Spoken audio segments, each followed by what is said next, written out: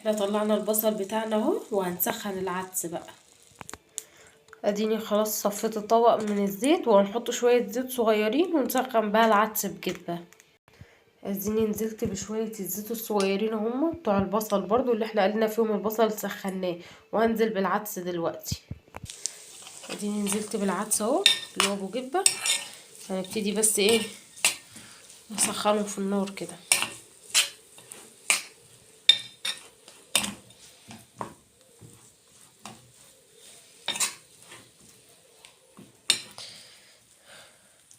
نسخنه في شوية زيت صغيرين بس كده، عشان ايه يدوا لون معانا كده اهو، يدفوا بس على ما الرز والمكرونه يسخنوا.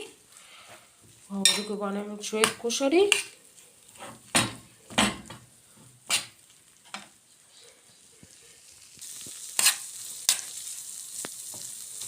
خلاص العدس سخن معانا اهو، هنفضيه بقى في الطبق تاني.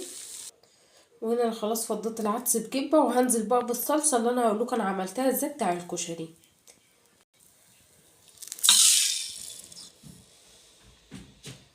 بصوا انا نزلت اهو بالصلصه بتاع الكشري. الصلصه دي بقى انا حاطه لها شويه توم كده في شويه زيت، قلبتهم، نزلت بمعلقه كزبره كده حلوه، فضلت اشوح فيهم، معلقتين خل، وبعد كده ضربت الطماطم ونزلت بيها. عندك صلصه تمام، ما عندكيش صلصه كفايه الطماطم، ضربها كويس قوي في الخلاط. ودايما الصلصه كل ما تسيبيها اكتر على النار بتاع الكشري تبقى حلوه معاكي.